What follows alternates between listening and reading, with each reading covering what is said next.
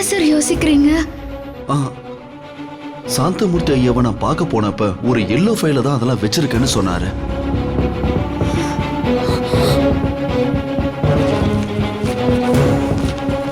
தேடுங்க.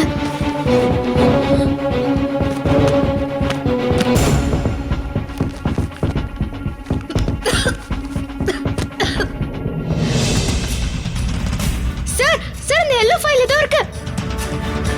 Sir yellow இங்க